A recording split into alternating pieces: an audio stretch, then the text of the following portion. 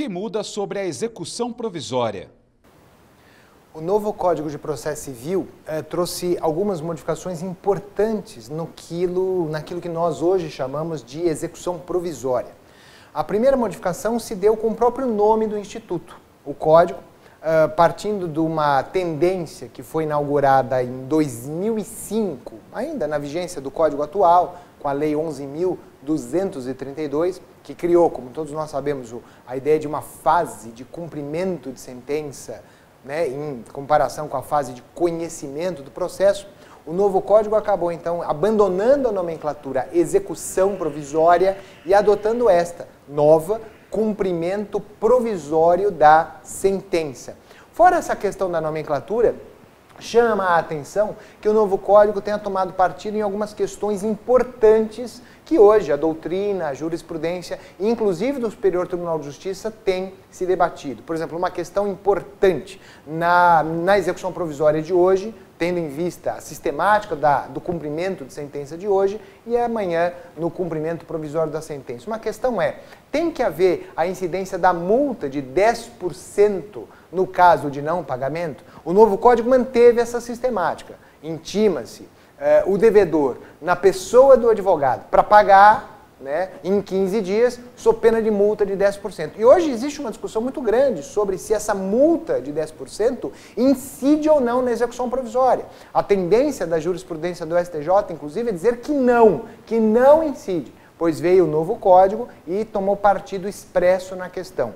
Incide a multa de 10%. Uma outra questão também tormentosa e que divide a doutrina, inclusive a jurisprudência do STJ, é sobre a incidência dos honorários de advogado. Afinal, existem honorários de advogado sucumbenciais, né? Não contratuais, mas honorários de advogado sucumbenciais no cumprimento provisório de sentença, naquilo que hoje nós chamamos de execução provisória. Repito, hoje a doutrina, a jurisprudência se divide. Alguns dizem que sim, alguns dizem que não. O novo Código toma partido nessa questão. Então vem lá de forma expressa e diz, olha, cabem honorários de advogado na fase de cumprimento provisório da sentença. Essas duas tomadas de posição expressas do novo Código vêm lá no parágrafo 2º do artigo 520, que eu tomo a liberdade de ler.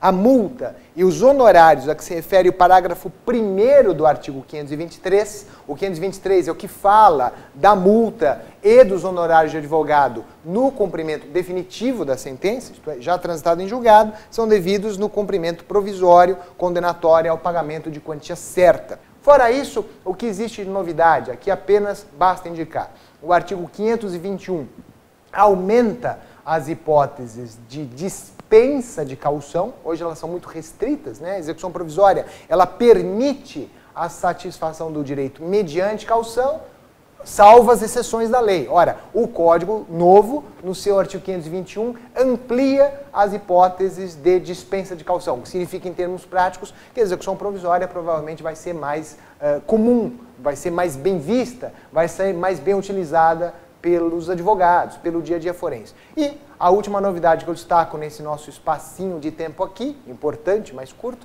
que é o 522, que ele descreve quais são as peças que devem fundamentar o pedido de execução provisória, porque nos autos em papel, no processo tradicional em papel, os autos vão ao tribunal, enquanto que o cumprimento provisório corre na primeira instância. Então vem lá no 522 uma série de petições, de documentos que devem instruir o pedido. Qual é a novidade aqui? A novidade expressa é o que o 522 diz. Se forem autos eletrônicos, chamado processo eletrônico, não há necessidade de novos papéis. Por quê? Novos documentos. Por quê? Porque todos estarão disponíveis, tanto para o juízo da primeira instância, como para o tribunal. Estas, em suma, são as novidades do cumprimento provisório da sentença, disciplinado no novo Código, nos artigos 520, 521, 522.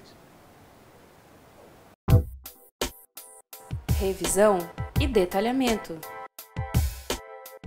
As regras sobre cumprimento provisório da sentença estão abordadas nos artigos 520, 521 e 522. O novo Código de Processo Civil traz novidades sobre o tema. Uma delas é tomar partido sobre a incidência de multa e honorários sucumbenciais no cumprimento provisório da sentença, questões que dividem opiniões atualmente. O parágrafo 3º do artigo 520 determina que o devedor tome a iniciativa de depositar em juízo o valor que ele entende devido. Cássio Scarpinella comenta que a resolução serve para evitar o cumprimento provisório contra o devedor, para mostrar também que houve boa-fé e, sobretudo, para evitar a incidência da multa e dos honorários de advogado. Outra novidade tem relação com o processo eletrônico. Não há necessidade de novos documentos porque todos estarão disponíveis. Continue acompanhando, curta e compartilhe a série CPC nas entrelinhas, com todo o detalhamento do novo código, onde e quando você quiser.